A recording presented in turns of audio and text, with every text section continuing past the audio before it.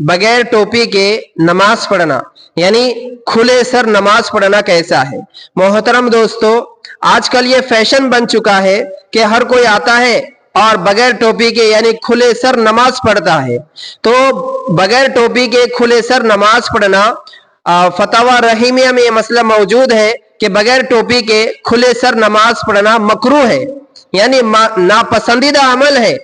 हमारे नबी सल्लल्लाहु अलैहि वसल्लम और सहाबा किराम बगैर टोपी के नमाज नहीं पढ़ा करते थे, और उसी में लिखा हुआ है फतवा रहीमिया के अंदर कि लोगों के सामने खुले सर आना जाना और खुले सर घूमना फिरना ये भी यानी बेहयाई की एक अलामत है। इसके लिए जब हम लोगों के सामने बगैर टोपी के या खुले सर जाना, उसमें लिखा हुआ है कि ये बेहयाई की निशानी है, अलामत है, तो सोचने की और गौर करने की बात है कि हम रब्बे कायनात अल्लाह के सामने बगैर टोपी के और खुले सर हम कैसे खड़े हो सकते हैं।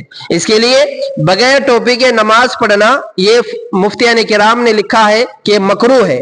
और बहुत सारे लोग क्या करते हैं, बगैर टोपी के मस्जिद में आते हैं और मस्जिद में टोपी तलाश करते हैं, और टोपी नहीं मिली तो बगैर टोपी के सर खुला रख के नमाज पढ़ते हैं, तो ये मकरूह है। सबसे पहली बात ये।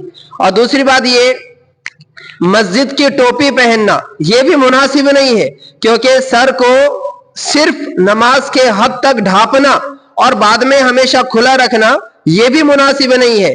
हमारे नबी और सहाबा किराम का जो मामूल था वो हमेशा सर को ढांपना और टोपी पहनने का मामूल था।